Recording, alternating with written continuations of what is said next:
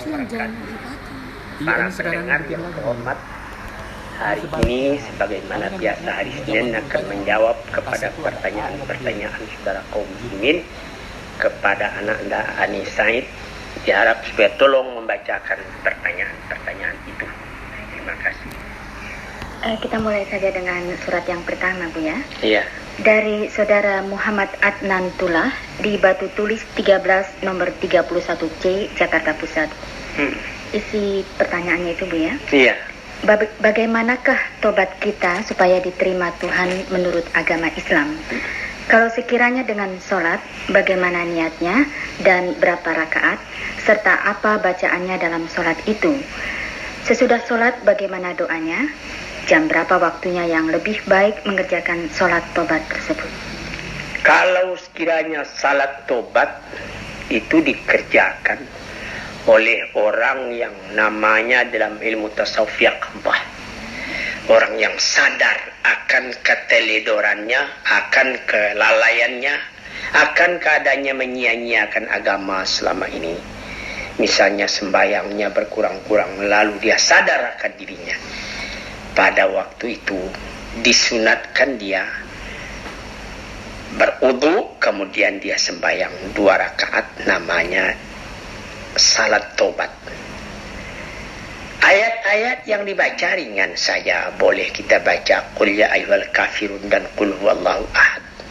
Sesudah itu di dalam sembahyang itu sendiri sudah ada kita minta tobat. Rabbighfirli warhamni wajburni warfa'ni warzuqni wa'afini wa'fu anni. Di pangkal sudah firli, di belakang wa'fu anni, minta ampun dan minta maaf. Nah, sesudah sembahyang tadi boleh kita duduk sebentar, lalu kita ingat apa yang dimaksud dengan tobat. Menyesali kelalaian kita selama ini, dan mulai sekarang kita cabut kalau kita ada kesalahan, dan berjanji di zaman yang akan datang tidak akan berbuat kelalaian lagi. Boleh kita bacakan Allahumma ja'alni minat tawwabina waj'alni minal mutatahhirin. Ya Tuhanku, jadikanlah saya dari salah seorang yang meminta tobat, dan supaya diberi kesucian kepada jiwa saya. Jadi hal itu tidak usah tiap waktu lagi, terus saja kerjakan sembahyang 5 waktu dan kerjakan pekerjaan sunat-sunat yang lain. Yang salat tobat itu ialah ketika mula-mula kita tobat dari kesalahan kita tadi. Di dalam waktu-waktu yang lain kita sudah minta ampun kepada Tuhan. Misalnya sehabis sembahyang kita disunatkan baca sampai 3 kali astaghfirullah al-azim alladzi la ilaha illa huwal hayyul qayyum wa atubu ilaih. Saya minta ampun kepada Allah yang Maha Kuasa, al-hayyul qayyum, yang hidup dan yang berdiri sendirinya. Apalagi lantas di ujungnya wa atubu ilaih, dan saya tobat kepadanya. Nah, itulah cara tobat itu. Ya. Demikian tadi jawaban untuk saudara Muhammad Adnan Tullah di Batu Tulis 13 nomor 31C Jakarta Pusat. Semoga Anda puas dengan jawaban dari Buya Hamka tadi. Kita lanjutkan dengan surat yang kedua, Bu ya. Iya. Surat dari saudara Nyonya Lucy Wicaksono di Jalan Cicendo nomor 16 Bandung. Pertanyaannya, ada 2 pertanyaan ini, Bu ya. Iya. Pertanyaan yang pertama, kalau suami tidak memberikan nafkah batin, berdosakah seandainya saya mengadakan masturbasi? Ya, tentu saja berdosa. Sama dengan onani bagi orang laki-laki itu. Guna apa? Jadi, janganlah dikerjakan itu. Itu jawabnya. Ya. Pertanyaan yang kedua, Bu ya. Apakah diizinkan oleh agama Islam seandainya suami tidak memberikan nafkah batin, lantas istrinya mohon bercerai, dan apakah diizinkan oleh KUA setempat? Kalau dikatakan terus terang, saya minta cerai, kita datang ke KUA setempat. Kenapa? Suami saya tidak bisa memberi nafkah batin kepada saya. Misalnya bisa diperiksa juga dengan dokter. Mungkin itu laki-laki impoten, lunak, tidak bergerak lagi. Jadi bisa ada terbuka jalan bagi perempuan meminta. Kalau buktinya jelas karena dalam agama ada la darara wala dirara. Tak boleh membuat sakit semua orang, membuat mudarat semua orang, atau mengakibatkan suatu perbuatan yang mudarat. Sekarang seorang perempuan masih muda, suami tak bisa memberi nafkah yang batin, karena yang tadi itu bisa saja, bisa, boleh, asal nanti alasannya itu cukup. Maka kuat tadi ataupun pengadilan agama ada hak buat memisahkan atau disuruh dia menceraikan. Kalau tidak mau menceraikan, difarak, dipisahkan. Karena orang suami istri itu tentu saja mesti memberi nafkah lahir dan nafkah batin. Apalagi sudah jelas dia. Sudah. Surat yang ketiga, Bu ya. Iya. Dari Saudara Erwin Rommel Niara di RT 0010-06 Rawamangun, Jakarta. Iya. Ini pertanyaannya ada dua juga, Bu ya. Iya. Pertama, apakah batal fadilah Jumat jikalau kita berbicara sedang khatib berkhutbah, dan bagaimana caranya kita mengaminkan? Iya. Itu di masjid-masjid lama, sesudahnya khatib naik ke mimbar dan sesudah azan, ada orang beritahu. Dia bilang, idza sa'idal khatibu ilal mimbar, kalau sekiranya khatib telah naik ke atas mimbar, maka diamlah kamu semuanya, janganlah bercakap-cakap. Wa man takallama, barang siapa yang bercakap, maka tidak ada arti bagi Jumatnya. Jadi perbuatan bercakap ketika khatib itu memberi khutbah haram, terlarang. Dengarkan baik-baik. Jadi perkara mengucapkan amin, cuma itulah biasanya di khatib-khatib, kalau sekiranya orang tidak mengerti, Allahumma fil muslimin selamat, amin, katanya ribut masjid karena amin. Itu orang yang tidak ada adab. Tidak usahlah dikeras-keraskan suara bilang amin itu. Nanti sudah jadi hiruk pikuk anak-anak namanya masjid yang seperti itu. Selanjutnya pertanyaan dari Saudara Erwin Rommel Niara ini, Bu ya.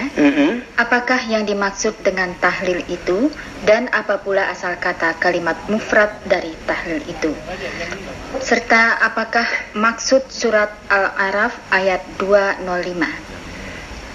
Apa yang satu-satu dulu jawab. Yang pertama, tahlil. Kata-kata tahlil itu kalau orang menyebut la ilaha illallah, itu dia tahlil namanya. Seperti orang menyebut subhanallah, sebutkan orang itu tasbih namanya. Kalau dia bilang alhamdulillah, dia bilangkan itu tahmid namanya. Kalau dia bilang Allahu Akbar, itu takbir namanya. Itu saja, itu tidak ada takabir, tidak ada. Itu kata-kata mufrad, begitulah. Orang baca bismillah, dikatakan itu orang baca basmalah. Itu satu kaidah-kaidah yang dipakai dalam bahasa Arab sejak dari zaman dahulu. Ya begitu. Kalau orang baca la haula wala quwata illa billah, disebut hauqalah namanya. Begitulah. Jadi orang baca la ilaha illallah, la ilaha illallah sampai 100 kali, sampai 50 kali, orang itu namanya bertahlil namanya itu. Tidak ada mufrad-mufradnya lagi, begitu namanya. Jadi tidak ada jamaknya tahalil atau tahalul, tidak ada tahlil namanya perbuatan. Jadi bukan tahlil saja, tahmid, alhamdulillah, tasbih, subhanallah, takbir, Allahu Akbar. Begitulah. Selanjutnya, Bu ya. Iya. Apakah maksud surat Al-A'raf ayat 205, Bu ya? Coba kita lihat surat Al-A'raf dulu, ayat 205 ya. Iya. Ini juga pertanyaan dari Saudara Erwin Rommel Niara. Iya. Ada 3 pertanyaannya tadi, Bu ya. Iya. 2 pertanyaan. Yang ayat nomor berapa katanya? Ayat 205, Bu ya. 205. Ya, ayat surat Al-A'raf ayat 205. Iya. 205. Iya, iya. Innal ladzina 'inda rabbika la yastakbiruna 'an ibadi. Oh, bukan itu. Wa dzkur rabbaka fi nafsika tadarruan wa khifatan wa dunal jahri minal qawli bil ghudwi wal asal wa la takum minal ghafilin. Artinya, dan ingatlah olehmu akan Tuhan engkau di dalam dirimu sendiri. Ingat Tuhan ketika kita sendirian. Tadarruan dengan merendahkan diri, wa khifatan dengan pelan-pelan. Jadi tidak usah la ilaha illallah, tidak usah gitu, dengan pelan-pelan. Karena Tuhan itu tidak peka. Wadunal jahri minal qauli, tidak usah kita bersuara keras mengingat Tuhan itu, dengan pelan-pelan. Bila bil ghudwi wal asal, pagi-pagi atau sore-sore. Wala takum minal ghafilin, janganlah engkau termasuk orang yang lalai.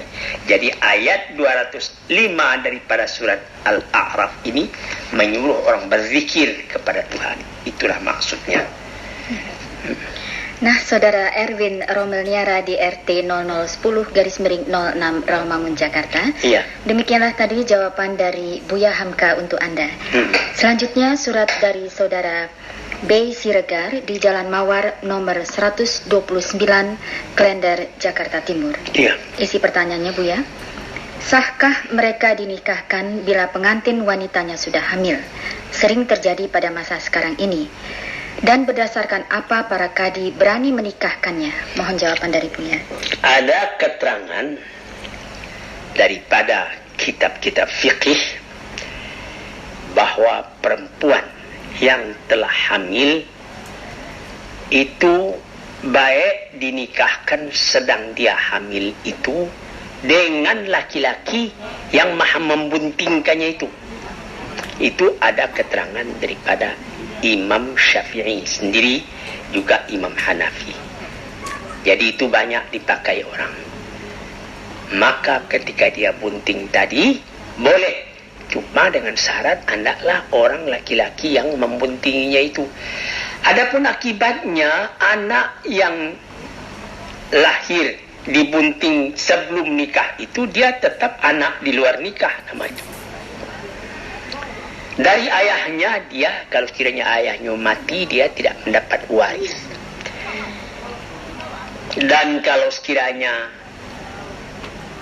itu anak, kalau perempuan, tidak kewajiban bagi si ayahnya tadi mengawinkannya, sebab dia bukan wali yang sah. Di zaman yang demikian, yang mengawinkannya ya wali ya hakim saja. Inilah akibat daripada anak di luar nikah itu. Tapi boleh ayahnya, ayah gelapnya itu mengawini perempuan tadi sedang dia bunting itu. Demikianlah di dalam kitab fikih, terutama Al-Madzahibil Arba'ah, dijelaskan pendirian itu. Tapi ada setengah ulama lagi berpendapat supaya lebih bersih, lebih baik setelah anak itu lahir dinikahkan kembali. Pembersihan katanya. Tapi ini tidak lebih baik, itu bukan wajib, tidak. Nah, maka setengah lagi seperti pendirian daripada Ibu Abdullah bin Mas'ud, kalau orang tua mau bersih sama bersih, tunggu anak itu lahir lebih dulu baru kawin katanya. Tapi di negeri kita tidak bisa kejadian yang begitu, sebab nanti kelihatan anak sudah besar perutnya, orang bertanya-tanya siapa bapaknya ini. Tapi kalau pemuda itu tak bertanggung jawab, sebelum anak perempuan itu dapat malu, biar saya kawini katanya. Nah, cuma akibatnya itulah tidak anaknya yang sejati, itu anak dalam hukum. Maka ulama-ulama mengatakan ada jalan lain, yaitu kalau sekiranya dia mau meninggal, dia wasiatkan kasih si anu sekian. Begitulah ceritanya ya. Kita lanjutkan ke surat yang berikutnya, Bu ya.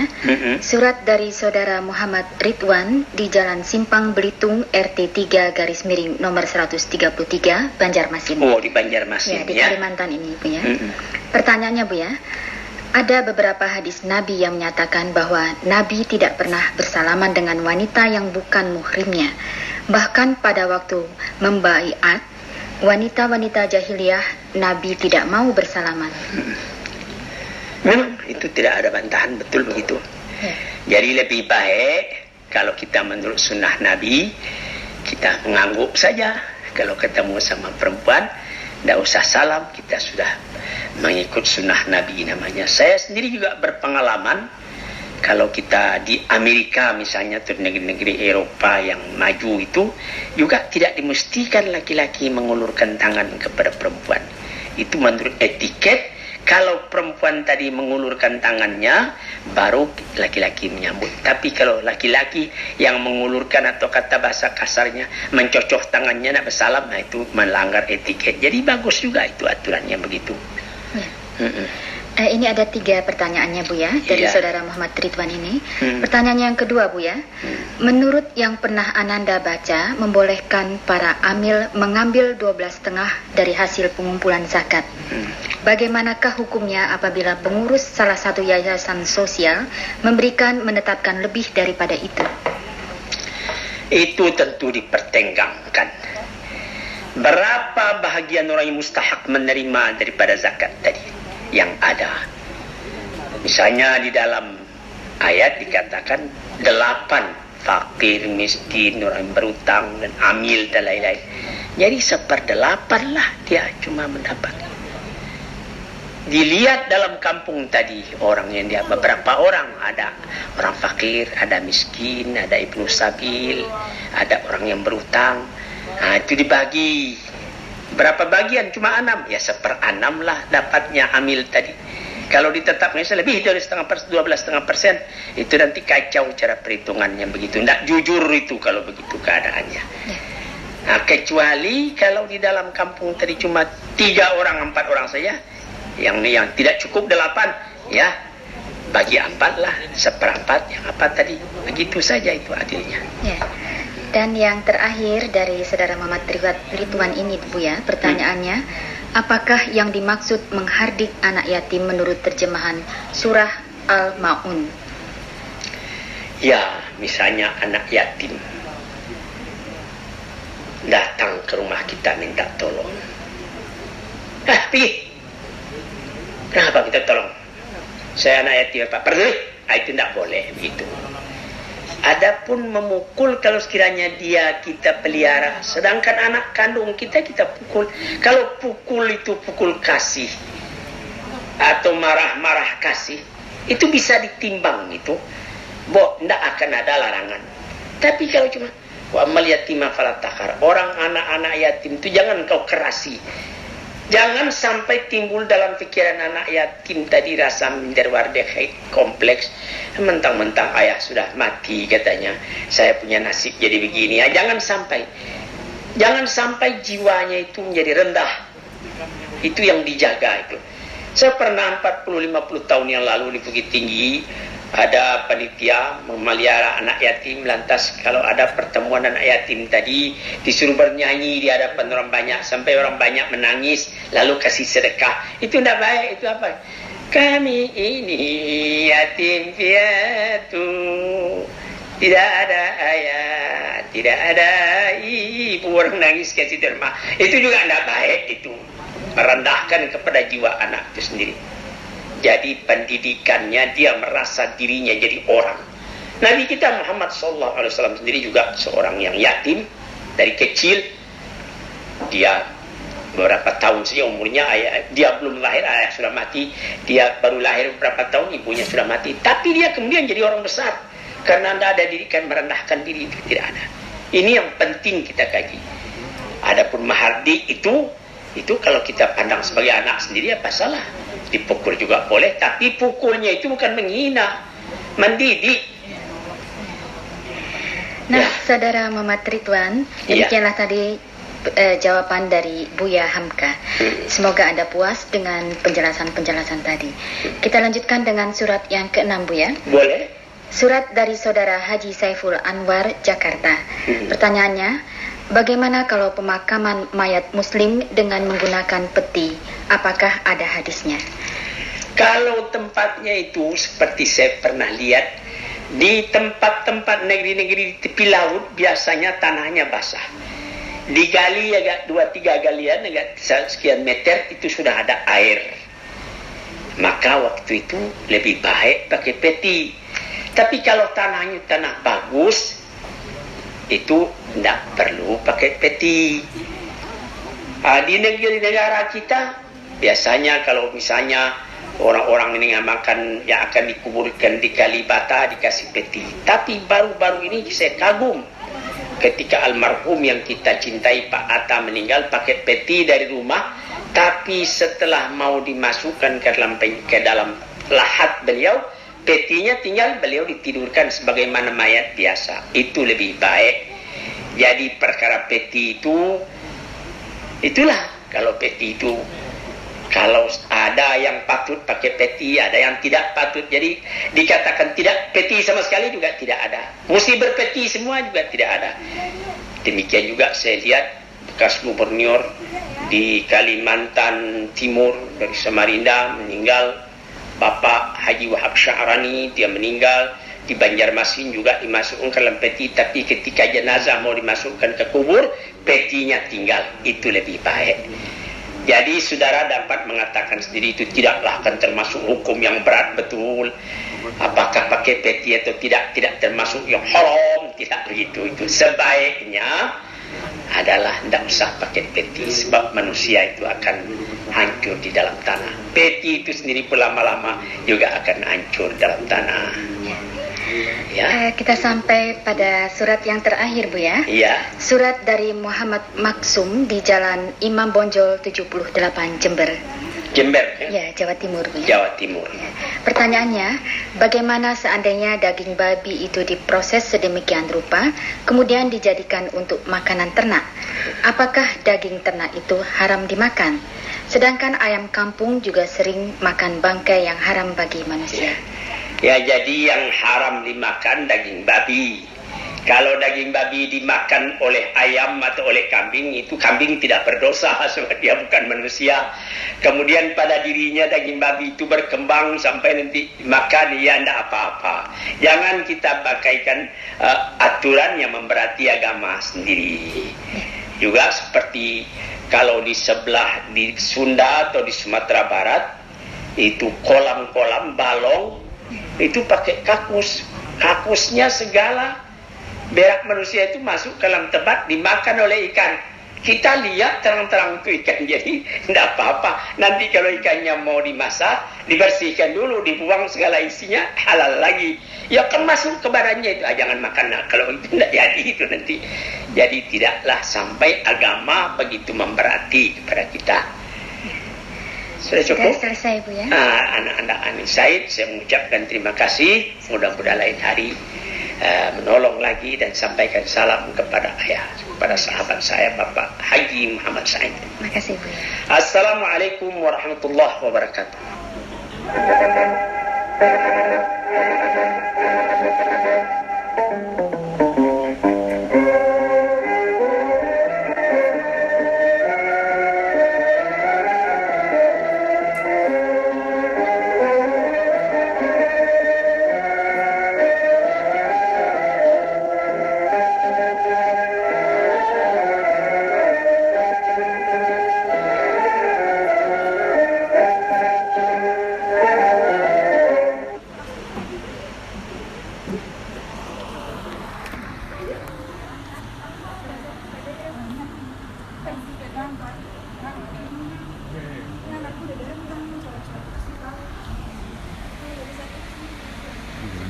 Matiin.